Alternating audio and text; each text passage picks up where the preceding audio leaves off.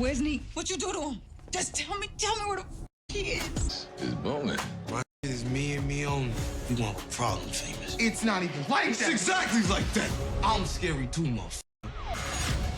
It's about who you are. Cass is dropped. Maybe you thinking you next. After a bit of a break, power is back, and it is going to start to look a whole lot different. Unique getting taken off the chessboard will change a lot going forward, and we're going to be running through a few of the storylines in regards to these exclusive images. But first, the major plot point and I guess the question to look out for in episode 6. Do they confirm Unique is really dead? Will someone find his body? Will they have a funeral? Or are they going to toy with the audience by nobody being able to find him? That's one of the key plots I do hope and I do think they'll address. Now I do stick by what I said initially. I do think Unique is gone. He was left at the bottom of a ditch with the older Kanan's narration telling us that's how kings fall. But I also do want it confirmed, because if there is any funny business, then it will make us have a few doubts, and I will begin to wonder, which does stem from what we have seen in the Power universe before, even if raising Kanan does have a lot more realism to it. So I am hoping they just kind of put these theories and a lot of these conspiracies to bed. But besides Unique, I think we're in for a lot of tough revelations, a lot of difficult conversations across the chessboard, from Lou and Rock's first meeting since season 2, to Famous coming clean about how the gun ended up in Kanan's backpack. Kanan will start to get deeper in the game as Ronnie's influence starts to tell. Lou's gonna be back on the drink, Marvin needs to watch his back, and Ronnie's continuing to cause a lot of trouble. But as usual, we're gonna be getting into all of these exclusive images in this preview for Raising Kanan, Season 3, Episode 6.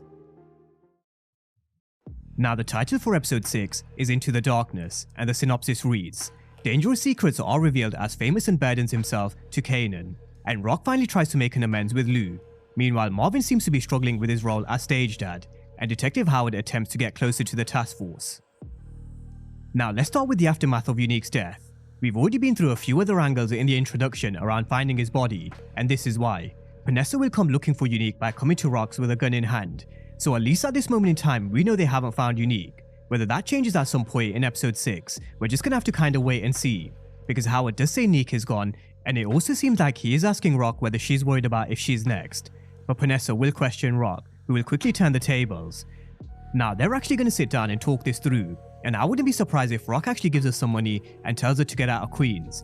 Whether they actually also put 2 and 2 together, maybe going to the tailoring shop and looking for Unique but find nothing but blood, who knows, but Unique and potentially Ronnie will be the hot topic. Now back at Vanessa's and Unique's, we've got Vanessa on the floor with Unique standing over her, and he's going to be an absolute menace now that Unique's out of the picture. As it is, he gave Vanessa the creeps, but with Unique being no more, it is going to be worse. So if I were in Vanessa's shoes, I'd take Jerome and get out of Queens. Now on Ronnie himself, we all know the move he's going to make next. There's nothing for us to talk about as long as you're his brother. So why wouldn't be surprised if he takes Unique's chain as a way to show Juliana that he's got rid of his brother, and then she gives him that work that he's been looking for. So Ronnie's got the investment from Snaps, he'll have the product from Juliana and the Colombians. But how will he be moving his product? Now that's where Kanan comes in. We all know that at this moment in time, Ronnie doesn't have a crew, but Kanan does. He has this courier system that he's taken from Paul. So we're going to see Ronnie handing Kanan some bricks along with taking him to meet Ishmael Snaps Henry at this club. So the poisoning of Kanan will start from episode 6, and Rock will have a tough time trying to keep Kanan under her roof. Which brings me onto their sit down with Laura Walsh from Child Services.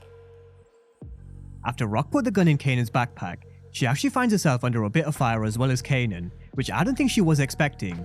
Laura Walsh made it clear that she's looking at Kanan's progress as well as the suitability under Rock, and if she's not happy with the progress that's being made, then he might end up being taken into a boys' home with the case going to juvenile court. Now after Rock was questioned by Agent Tanner recently around Bulletproof Records, that's the last thing she needs. When you're gonna get older, you're gonna understand why I did what I did. I'm never gonna understand none of this. I'm damn sure never gonna understand you. So even though Kanan and Rock aren't seeing eye to eye at this moment in time, it is in both their interest to put up a united front. Now whether this is before or after Kanan finds out Rock put a gun in his backpack, who knows, but Kanan will definitely find out, and he will begin to turn on Famous. It's not even like that. It's exactly like that. I'm scary too, motherfucker. So relationships are about to turn across the chessboard, and Famous and Kanan is one of them. We've also got Famous looking real worried, but we also have to remember, him and Lou are going to get back into the studio creating this track named 411, where he raps about Freddy. Lou spoke about making a studio at the back of Cafe Vu, and we know Famous will be letting it all out on the mic.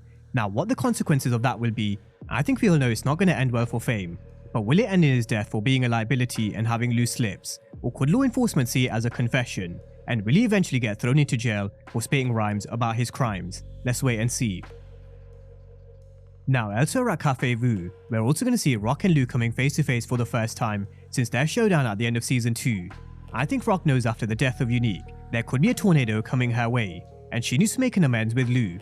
Now whether Lou accepts her apology and we see them on the same page again, I'm not too sure, but one thing we can be sure of is, Lou will be back on the drink. He was actually doing really well, he was resisting the temptation of alcohol. Cafe Vu's on fire, he's got a new makeshift studio in the background, but it seems like it's only heading in one direction for Lou. Now we know he struggled to come to terms with the death of D-Wiz and Scrap. He's opened up about his father E-Train and how he gave up on life, and I wouldn't be surprised to see him suffering the same fate. I really wouldn't. So let's see what happens when Lou does get back on the drink, as well as what damage it could cause, because if we've learned one thing in Power, shit like this can have a very quick domino effect, especially on other family members. Now over to Gerald Moore and Marvin. We've got them sitting on a park bench and they really are building the foundation for what I think is a huge betrayal from Gerald's part. We know Marvin's got a big heart and he only means well, but does Gerald? Is he looking for a story, or could he even be undercover, which would go all the way back to season 2? Was he strategically planted it in the anger management group alongside Marvin? Either way, he's definitely not in the story for no reason. We just need to keep our eyes on his next move and whether Marvin sees it before it's too late. Now elsewhere we have Juke, Crystal and Aisha rehearsing, with Aisha and Juke looking like they're getting really close.